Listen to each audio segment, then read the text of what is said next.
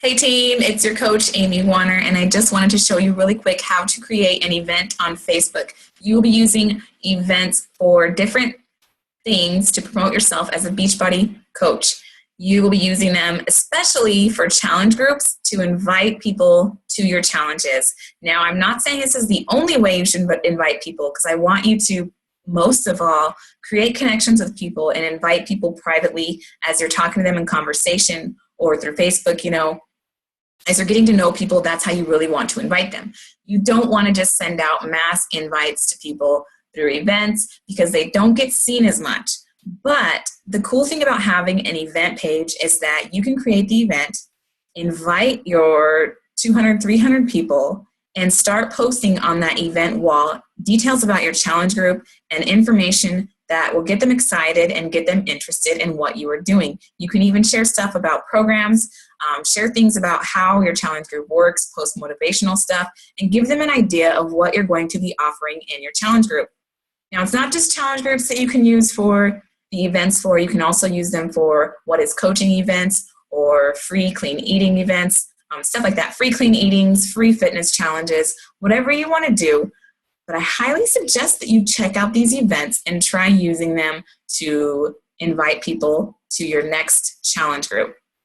This is huge, and it's really helped my business in keeping track of people who are actually interested. So when you send out your invites to people through your event, you are going to get people that are going to click going, or people that are going to click interested. And when you get that list of people, those are the people that are on your priority list. Those are the people that you start messaging. All you got to do to start the conversation is say, hey, I saw you clicked interested on my challenge event. Would you like more details? Are there any questions you have?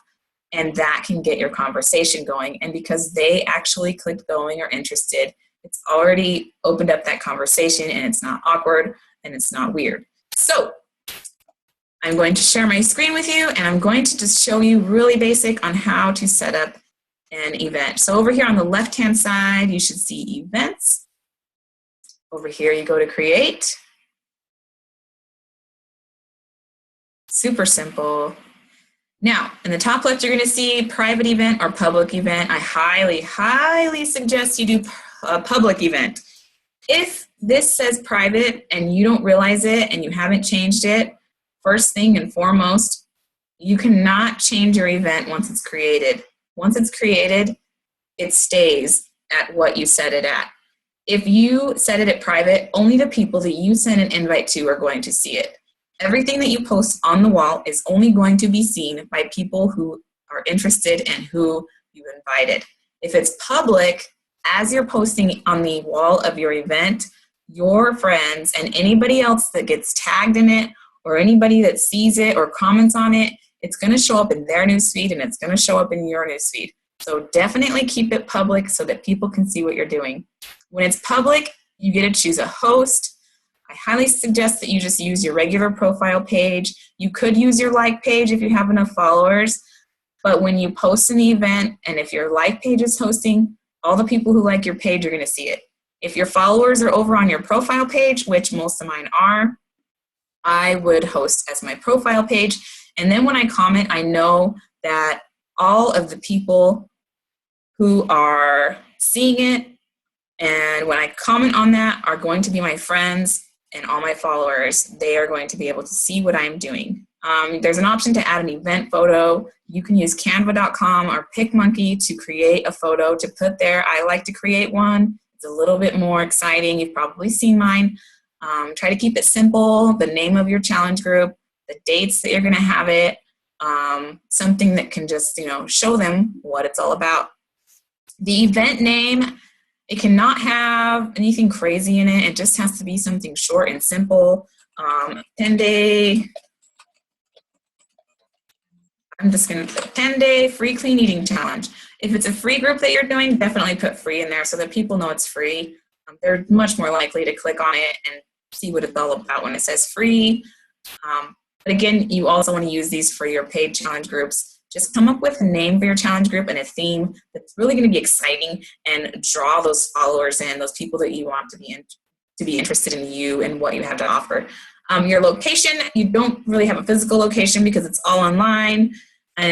So I would just put like your home. So this tells them that they can do it in the comfort of their own home.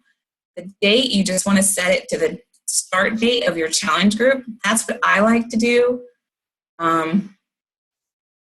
Just to set it, to let them know what day the challenge starts. Always change this to 8 a.m. in the morning. End time, you can't really select an end time because your challenge group is going to be longer than 2 weeks, and Facebook only allows you to put these up as 2 weeks long events. And when you have a start and an end time, that event shows active in your friends' upcoming events. So if they click going, it's just going to show active for those 2 weeks, and then it kind of like disappears and is over. But with this, it's going to show that you invited them to something that's going to start on the 1st. Now, you're not using the event page to actually run the challenge if you're doing a paid challenge, but you can use the event page if you're doing a free challenge, like a 10-day clean eating. You can actually use this event page to run your challenge group. And that's kind of a cool idea because then everybody who you invited, all your friends, any of your friends who comment, any of your friends who post, everybody in their newsfeed, it's going to pop up in their newsfeed. It's going to show other people what they're doing. So you really might want to consider doing a free challenge this way. But for the most part, you're just inviting them to your 30-day challenge that you're going to be hosting in a private Facebook group or through the Beachbody app. In the description, I have some examples in the Google Drive. So if you're on my team and you're watching this, then you have access to some of my templates that I've come up with to introduce the challenge to people in the description. Your description, you want it to be simple, but you also want it to have enough information to share with them what they get. So you want to give them like a list of what they're going to get if they join your challenge and what it's all about. So you want to have some kind of introduction that really gets them excited and gets them curious about what you have to offer. I will also put in large capital letters, click going on this event if you want to receive updates. If they click going or interested on your event, every time you post, it's going to blow up in their feed and it's going to give them a notification that you posted. But they have to click going or interested, okay? So you want to direct your people to click that because they don't know that. They have no idea. The other good thing is that when they click going or they click interested, you then have your top priority list of who you're going to contact to join your challenge. You're going to go through your list of the people who clicked going or interested. I like to look at mine every single day. If somebody clicked going or interested, I go click on their profile and I shoot them a message and I say, hey, I saw you were interested in joining my challenge and you clicked going or you clicked interested. Would you like some more information or are there any questions I can answer? That opens up the whole entire conversation. It's not awkward because they're the one that decided that they wanted to join. They're the one that clicked on the button. So you're not having to like do some crazy, cold invite. Like that's not what this is about. This is about sharing an opportunity with somebody and letting them decide if they want to go with it. Now, don't rely on this event to get everybody to see your challenge group. It's not going to work because it sends a quick notification that says so-and-so invited you to their event.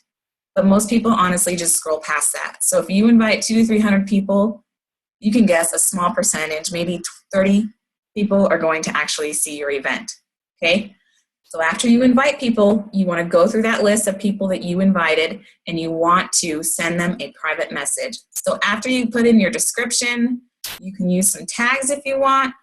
I don't use tags. These are like to tag pages. I don't know a lot about it, to be honest. I don't really use tags in mine. I think you can like tag an actual page, like so you can tag CrossFit. I don't really know how that helps you at all. And then last, there's this option to have all posts must be approved by admin. So if you click this, nobody can randomly post on the wall of your event. Okay, so I do not click that. I don't check it. I leave it blank so that anybody can post. I'm on there every day checking. So if somebody posts something inappropriate or they're trying to sell something on my event page, I can delete it.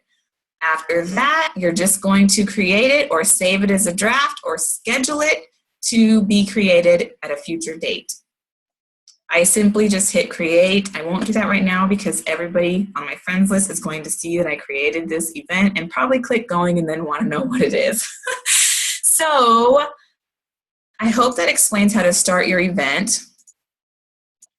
But I'm going to go into my event that I'm hosting right now and show you guys what happens.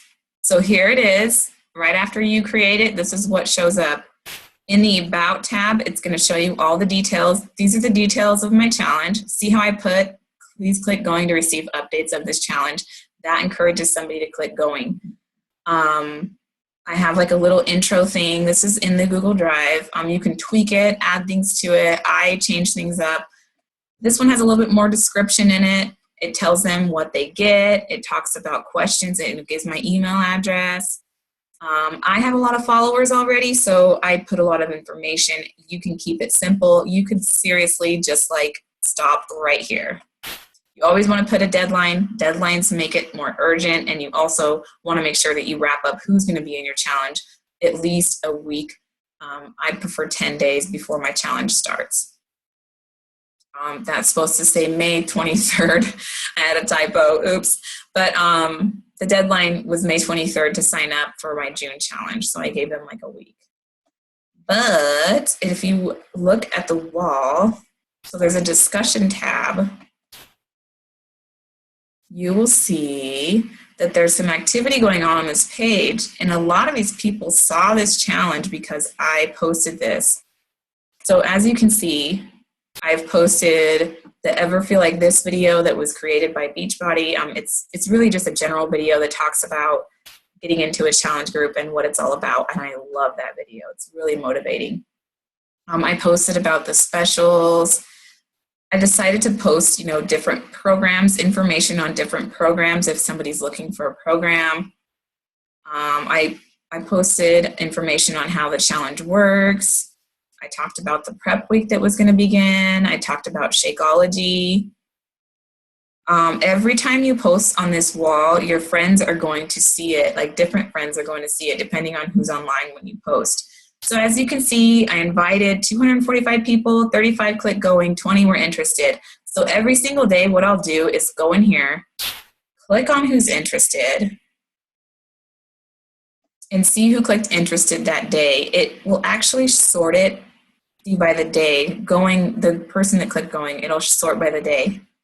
So I'll just go through, and when you highlight somebody, it has a message saying, and Rosie's already joined the challenge, but that's pretty much how you do that. My computer's kind of slow right now.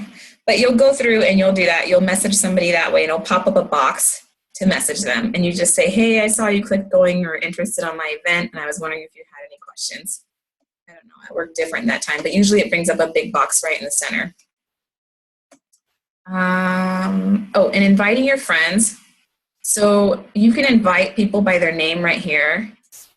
You can invite by show more friends, or you can go to this button up here and choose friends to invite. I like to do it this way, and I'll show you why.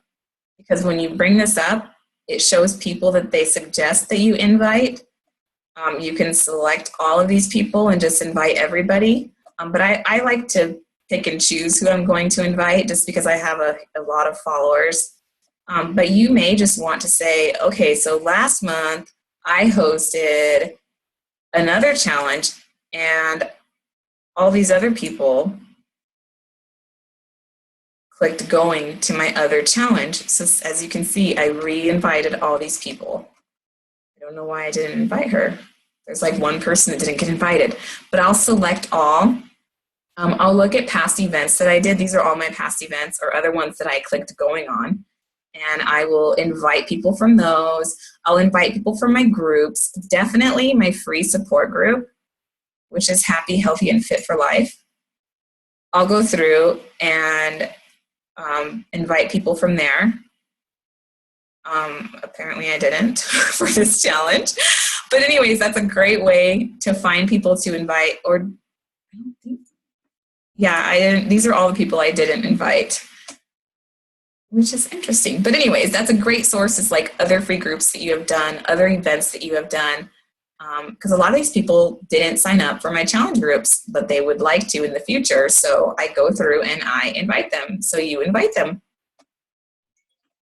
All right, so I think that's pretty much covers everything about the event creating for challenge groups and what you need to do to create one.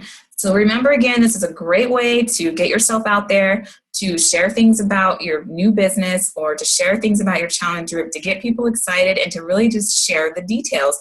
Oh, one last thing, if you are on your phone, you can go live in this event page. So when you go to create a post, it'll have an option to go live. So you could literally go live in this event page and say, hey everybody, I just wanted to tell you what this challenge is all about, and I'm looking for people who are interested in getting happy, healthy, and fit for life.